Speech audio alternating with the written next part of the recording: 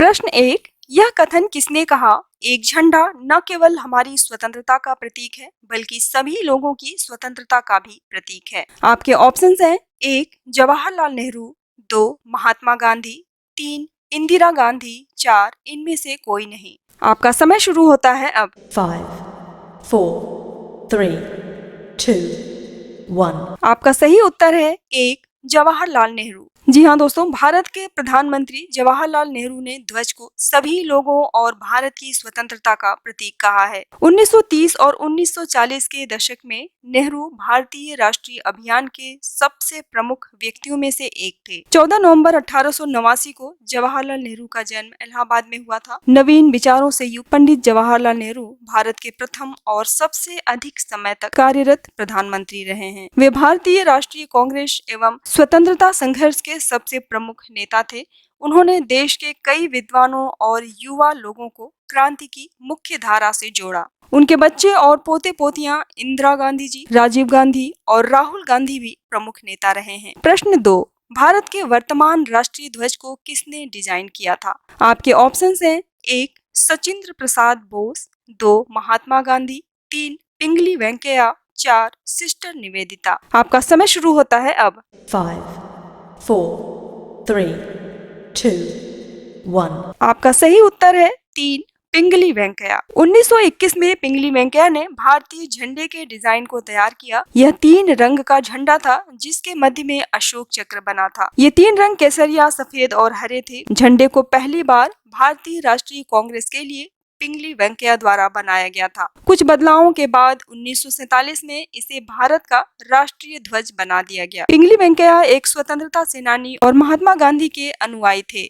उन्होंने बोर युद्ध के दौरान दक्षिण अफ्रीका में बहादुरी से संघर्ष किया। युद्ध के दौरान वेंकैया ने सैनिकों को यूनियन जैक को सैल्यूट करते देखा था। यह देखकर उन्हें एहसास हुआ कि उनके देश में ऐसा कोई प्रतीक नहीं है जो देशवासियों को राष्ट्र की पहचान बता सके। उन्होंने भारत को एक स्वतंत्र राष्ट्र बनाने के लिए पूरे जीवन संघर्ष किया और देश के लिए अपने जीवन को कुर्बान कर दिया। 4 जुलाई 1963 को पिंगली वेंकैया का देहांत हो गया था। प्रश्न 3, राष्ट्रीय ध्वज में चक्र ने चरखा को कब बदल दिया? आपके ऑप्शंस हैं, एक 1948, दो 1945, तीन 1931, चार 1947। आपका समय शुरू होता है अब। 5, 4, 3, 2, 1। आपका सही जवाब है चार 1947। एक समय तक अशोक चक्र को भारतीय ध्वज में शामिल नहीं किया गया था। पहले चरखे को शामिल करने की योजना थी जिसे महात्मा गांधी ने प्रस्तावित किया था। चरखे का नाम आधिकारिक तौर पर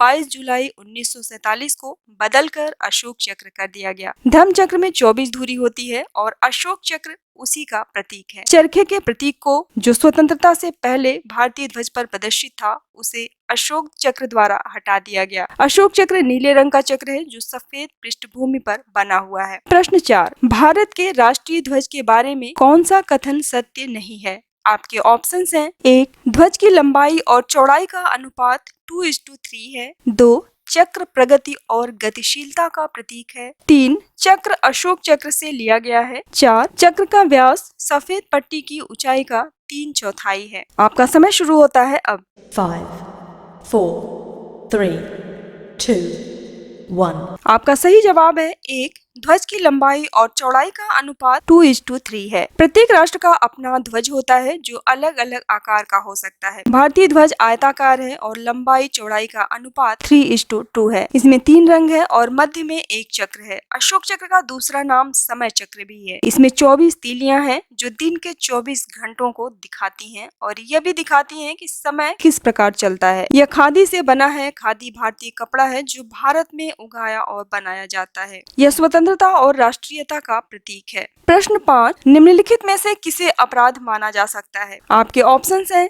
एक घुटने के नीचे झंडा पहनना, दो प्लास्टिक से बने राष्ट्रीय ध्वज का उपयोग करना, तीन व्यापार या पेशे के लिए राष्ट्रीय ध्वज का उपयोग, चार उपरोक्त सभी। आपका समय शुरू होता है अब। 5, 4, 3, 2, 1।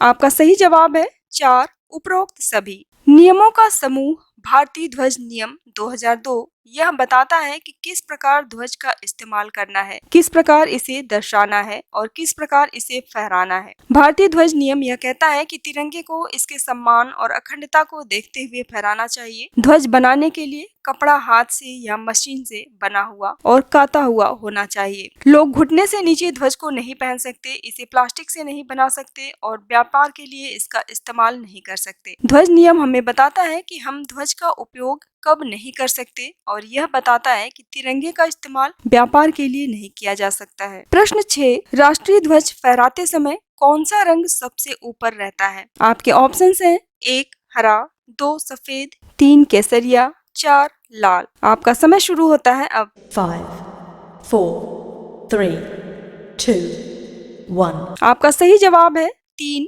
केसरिया। शीर्ष पर केसरिया, मध्य में सफेद और नीचे हरा रंग भारतीय झंडे को बनाता है। सैफ्रॉन, जिसे केसरिया भी कहते हैं, झंडे के शीर्ष पर होता है जो बहादुरी और देश की शक्ति को दिखाता है। मध्य में सफेद रंग होता है जो सत्य और शांति को दिखाता है। अंतिम पट्टी जो कि हरे रंग का है, उर्वरा शक्ति, विकास और अच्छे भाग्य को दिखाता है। प्रश्न 7, राष्ट्रीय ध्वज में प्रयुक्त सफेद रंग का क्या अर्थ है? आपके ऑप्शंस हैं 1 बलिदान, 2 सत्य और विचारों की शुद्धता, 3 जीवन की समृद्धि, 4 उपर्युक्त में से कोई नहीं। आपका समय शुरू होता है अब। 5, 4, 3, 2, 1. आपका सही जवाब है 2 सत्य और विचारों की शुद्धता। केसरिया, सफेद और हरा रंग मिलकर झंडे को बनाते हैं और प्रत्येक रंग का अपना अलग अलग महत्व है। भारतीय संस्कृति झंडे में अलग अलग तरह से दर्शाई गई है। झंडे का ऊपरी भाग केसरिया है जो कि बहादुरी और देश की शक्ति को दिखाती है। सफेद रंग सत्य और विचारों की शुद्धता को दर्शाता है। यह धार्मिक तौर पर अच्छा रंग है क्योंकि यह परम सत्य और उस प्रकाश को दर्शाती है जो हमें रास्ता दिखाती है। मध्य में धर्म चक्र है जो सफेद रंग की पट्टी पर बना है। यह शांति और सत्य को दर्शाती है। प्रश्न 8, राष्ट्रीय ध्वज कहाँ फहराया जा सकता है? आपके ऑप्शंस हैं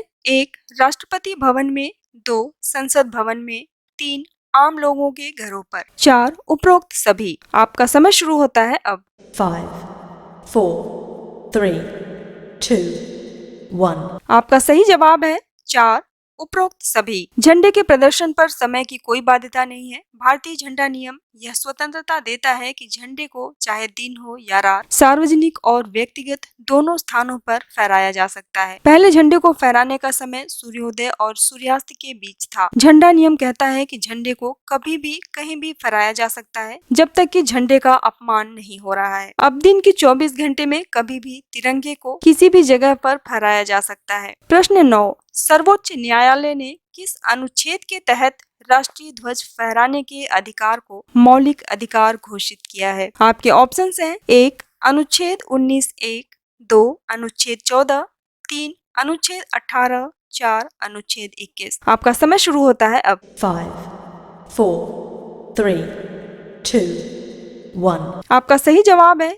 1 अनुच्छेद 19(1). भारतीय संविधान के अनुच्छेद 19 क के तहत भारत के नागरिकों को यह मौलिक अधिकार दिए गए हैं कि राष्ट्रीय ध्वज को किसी भी समय किसी भी स्थान पर फहराया जा सकता है, क्योंकि स्थान विशेष से राष्ट्रीय ध्वज के सम्मान पर प्रभाव नहीं पड़ता है। भारतीय स्वतंत्रता के 57 साल बाद सर्वोच्च न्यायालय ने कहा कि लोगों को राष्ट्रीय ध्वज को सम्मान के साथ फहराने की पूरी स्वतंत्रता है। प्रश्न 10, भारतीय प्रवासी द्वारा सबसे बड़ा राष्ट्रीय ध्वज कहाँ फहराया गया था? आपके ऑप्शन हैं 1 न्यूयॉर्क, 2 बर्लिन, 3 लंदन, 4 नई दिल्ली। आपका समय शुरू होता है अब। 5, 4, 3, 2, 1. आपका सही जवाब है 1 न्यूयॉर्क। भारतीय स्वतंत्रता के 75 साल बाद तिरंगे को न्यूयॉर्क टाइम्स स्क्वायर में फहराया गया था। भारतीय संस्थाओं का संघ, जिनमें न्यूयॉर्क, नई जर्सी और कनेक्टिकट हैं, इन्होंने भारत के 75वें स्वतंत्रता दिवस को मनाने के लिए टाइम्स स्क्वायर में एक समारोह किया। पहली बार तिरंगे को न्यूयॉर्क शहर के खास स्थान पर फहराया गया था। उम्मीद करती हूँ आपको ये वीडियो बहुत पसंद आया होगा, तो प्लीज वीडियो को लाइक कर दीजिए, अपने दोस्तों में शेयर कर दीजिए और चैनल को फटाफट सब्सक्राइब कर दीजिए। और आपके पास अगर कोई सुझाव है या फिर जनरल नॉलेज के क्वेश्चन है तो उसे कमेंट बॉक्स में जरूर लिखिए। धन्यवाद।